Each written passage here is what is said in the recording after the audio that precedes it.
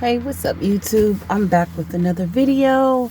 I'm sorry it's taken so long to get back on here. I have just been going through so much stress. Let me catch you up a little bit. Starting to rain outside. Let me catch you up a little bit. I was in Memphis, Tennessee. Now I'm here in Arkansas. And the reason why I came is because I was told by my ex-boyfriend that they had a shelter down here and that they were accepting people into the shelter.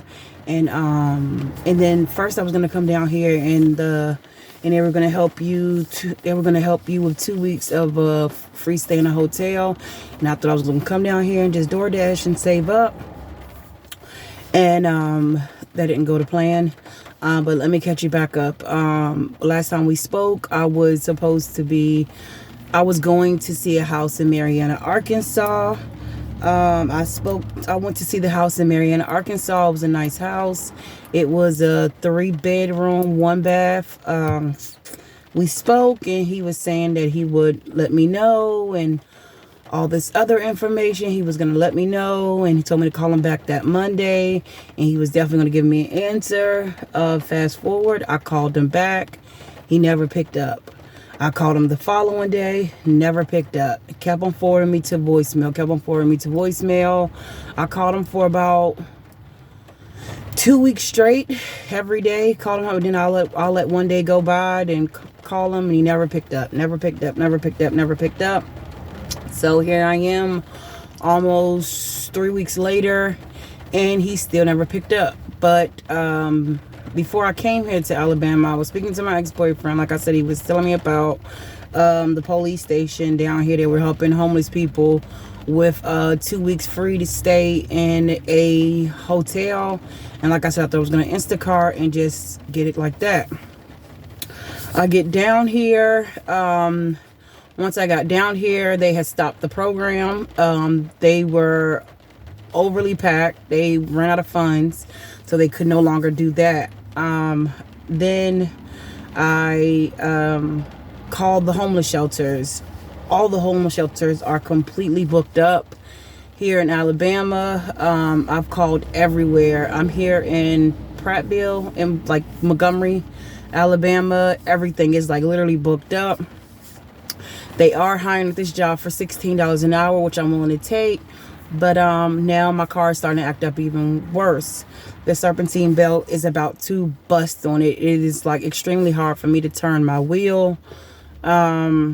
Extremely hard for me to turn my wheel.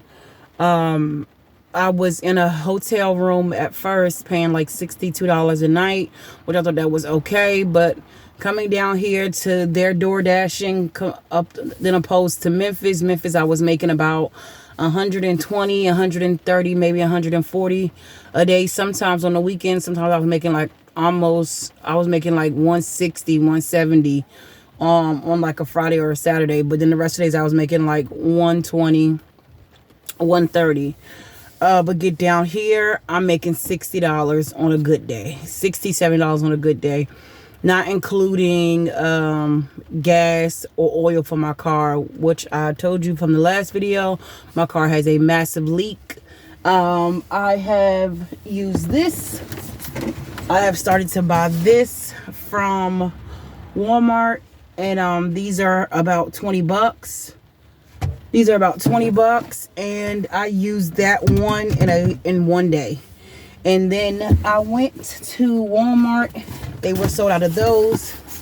I went and bought this one. This one is 6 quarts in one.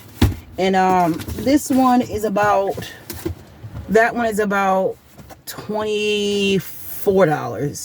$23. Yes, $23. And I think it was like $23 in total. But $23.65, somewhere like that. That one has that one takes about a day and a half. So 6 quarts in about a day and a half. So I am literally struggling down here. We came to this hotel. It's called Jupiter. I can't see the sign from here. It's called Jupiter and it is the most shabbiest hotel, the most disgusting hotel I've ever been to. Well, not the most I've ever been to, because when my kids and I, when my family moved to Charlotte, we stayed at my aunt's trailer that was roach infested, and my sister did not want to stay there, so we went next door and we stayed in an abandoned trailer. And then come to find out my aunt's husband at the time did not know we were coming, so he put us out, which I thought we were just leaving because my sister wanted to leave.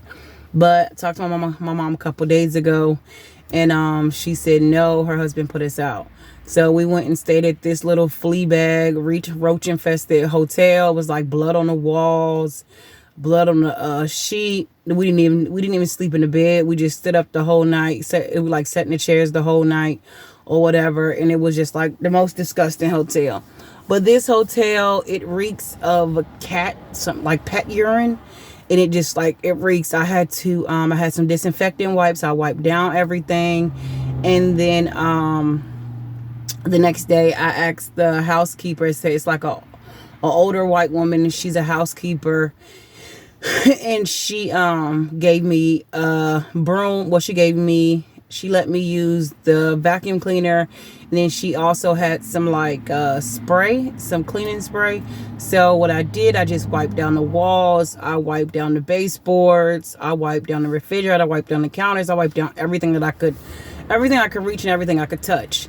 But like the smell, it subsided just a bit, and then like most of the times you still smell it, but it's just nowhere near as potent as when we first came. When we slept in here, we had to sleep with masks on. That's how horrible the smell was. It was like extremely bad, extremely bad. And I have allergies, like really bad allergies.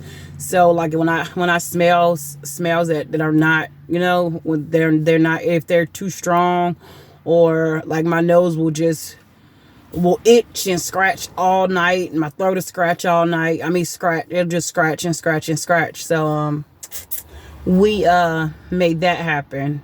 So we washed that down. But like I said, now my serpentine belt is about to pop. It's becoming unbearable for me to turn my wheel. It is just like I really, really got it rough. Thank you goodness tax time is around the corner, which I'm just gonna try to get I'm gonna try to get the serpentine belt fixed, and then I'm gonna also try to let me just calm down. I'm sorry.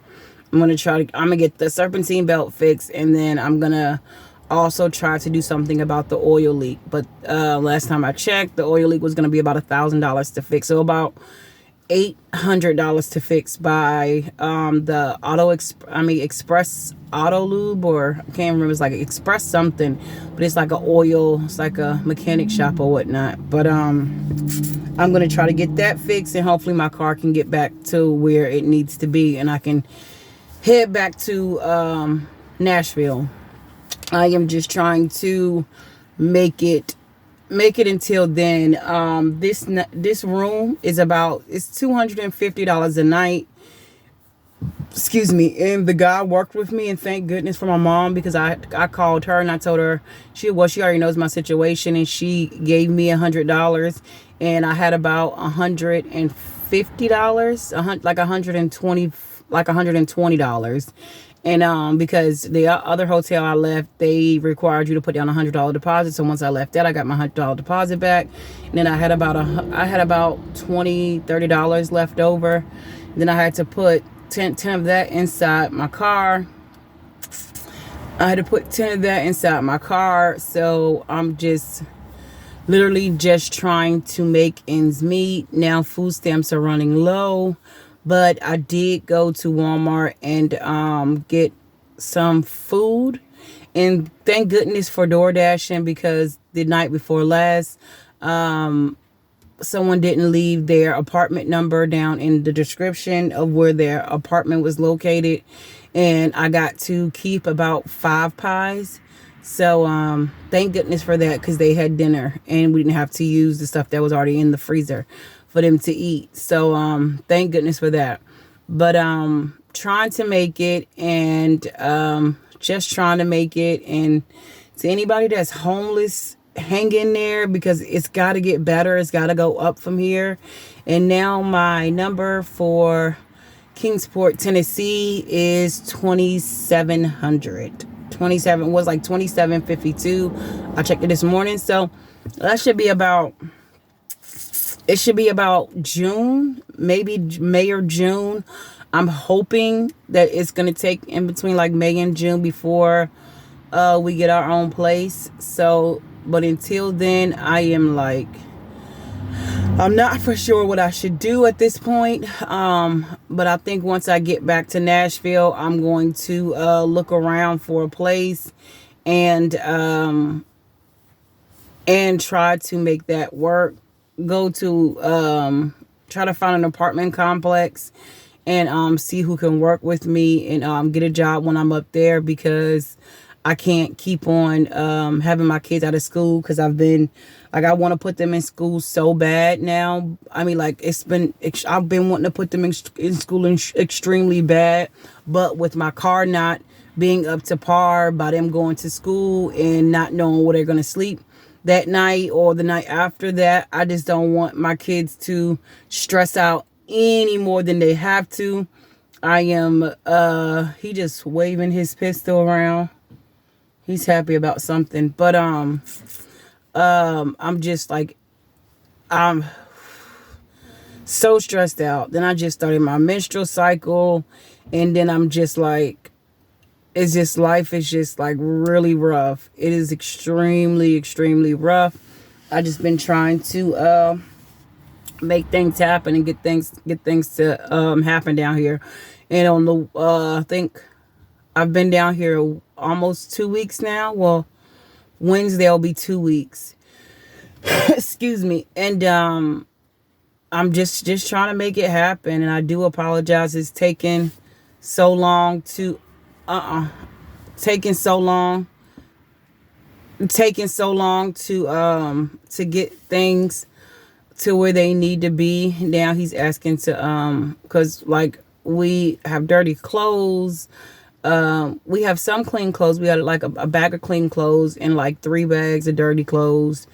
But with my car out on the fritz, I can't do anything. Like, I've been wanting to go and DoorDash this morning, but I can't do that because this car is just not it. It is not it. I am terrified to even move it because I was talking to my ex-boyfriend. He was like, don't drive it because with the serpentine belt going out, the car will cut off on you. It doesn't matter where you are. The car will cut all the way off on you. And you won't, it will not start up. With that serpentine belt broke like that, it will not start up. And I've had the serpentine belt break on me before, about maybe like a year ago, maybe 2 years ago. And I know one thing about after having the car for almost 5 years and having the serpentine belt, this will be my third time having the serpentine belt fixed. And I know that's something that always happens on the 2006 Honda Palettes.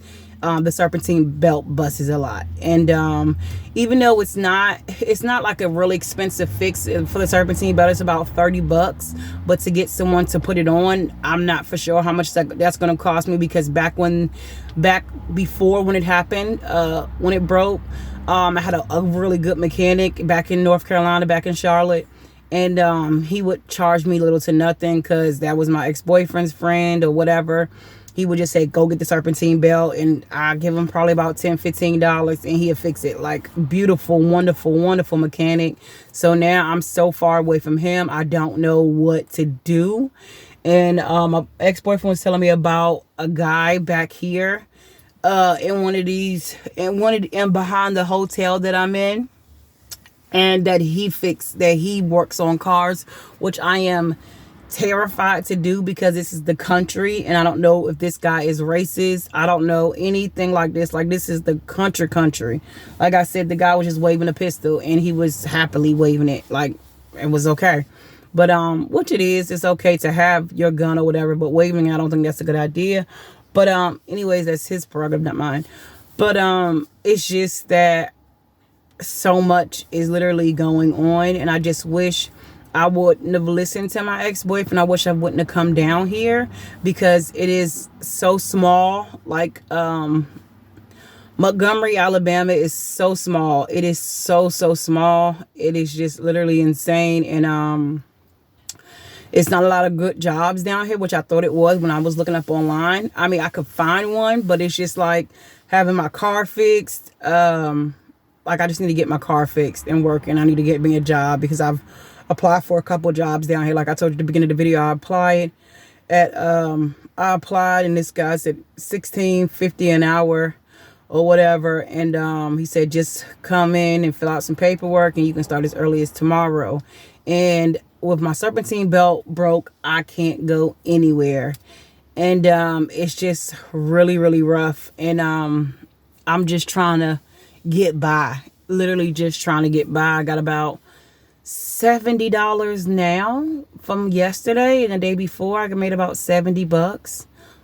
And so I'm gonna hold on tight to it, go get this ask this guy if he can come look at my car, which, like I said, I don't even know him. So, and my ex-boyfriend is just telling me it's because he has a roommate in jail, and the roommate is from here, and he used to stay at this hotel. I don't even know why you would stay here, but he used to stay here, and he said it's a mechanic back there. So I have to just basically go knock on some random guy's door and ask him, is he this guy, the mechanic or whatever?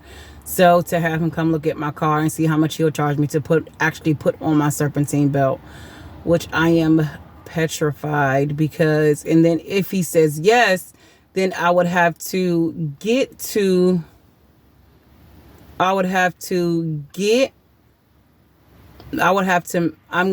to make my way to AutoZone, and AutoZone is about 14 minutes down the street, and then 14 minutes back. I had to go there. I had to go to the Dollar General earlier, and that was about 14 minutes. So I seen the AutoZone across the street, so I know exactly where it is. But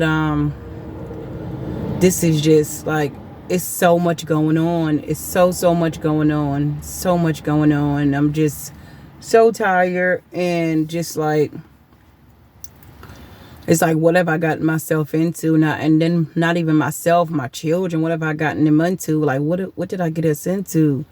I just regret coming down here.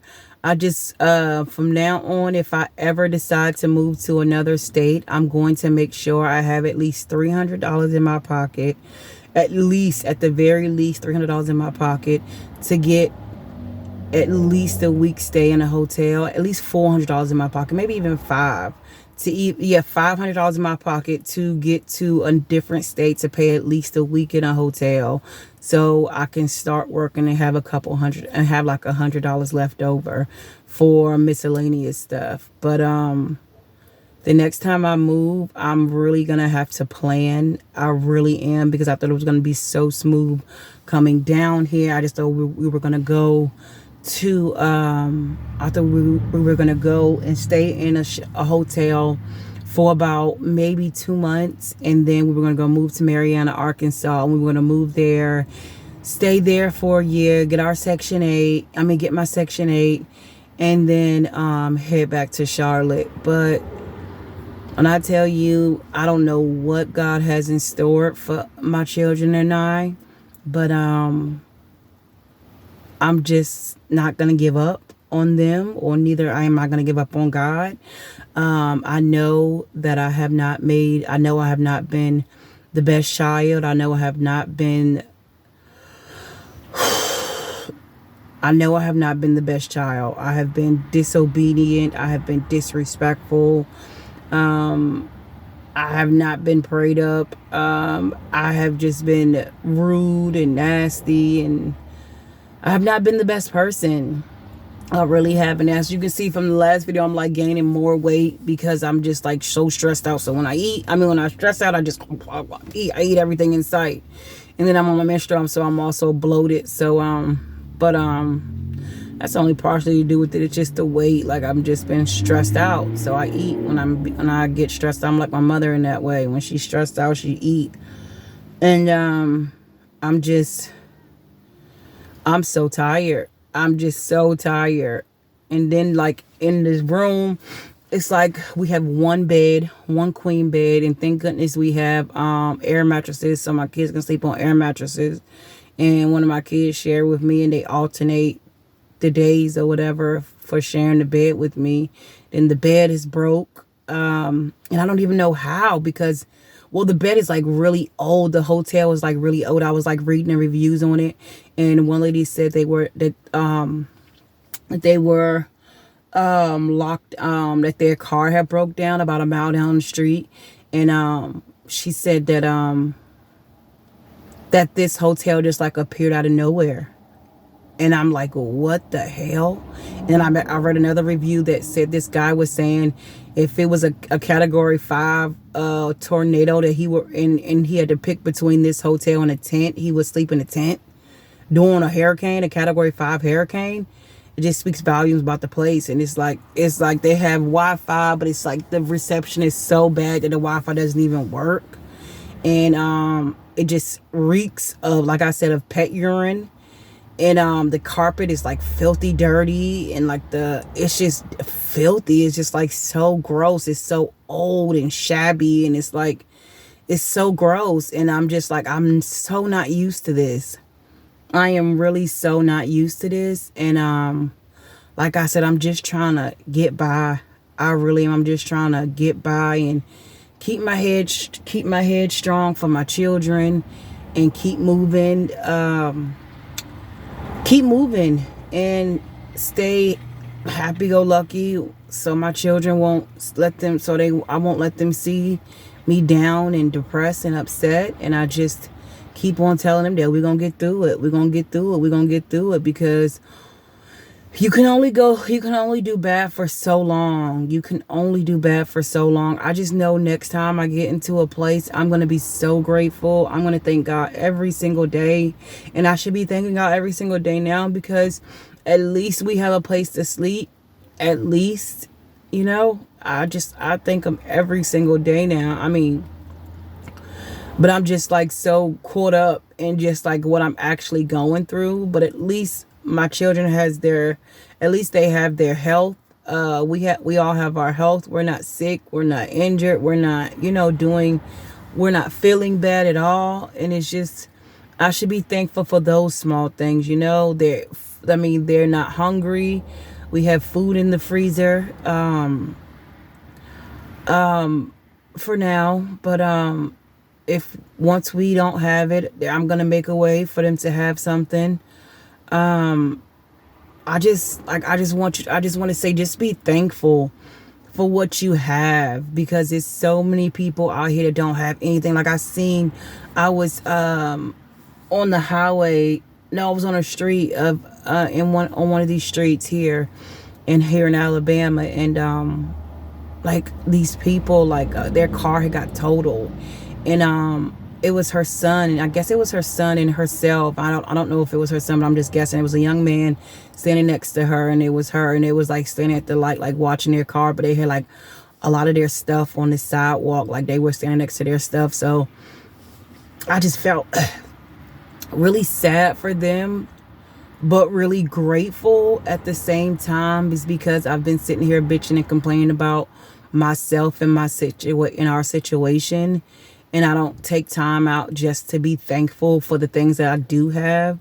And her as well, the lady as well. I wish I can tell her, just be thankful that you guys walked away with your lives and they were not injured or harmed or anything like that. They were just, probably upset because they lost their car or whatnot. But I'm just saying, be grateful for the small things. Be grateful even for the things that you can't change. So just try to find a way to make it better. And I'm gonna stay grateful for what I actually do have. And I just wanted to get on here just to catch you guys up and to tell you guys just to be grateful. Don't feel sorry for me, because I'm not on here to tell you to feel sorry for me. I'm just on here to help someone that can actually learn from this situation that I'm going through. Like, if you want to just jump out there, and especially if you have children, if you wanted to jump out there and just jump up and move somewhere when you haven't planned for it or anything like that, it's just, don't do it. It's not worth it, because you may be going through some crazy stuff where you're staying or whatever. I'm not saying if it's like abusive relationship or anything of that nature. No, not like that, because you should definitely leave.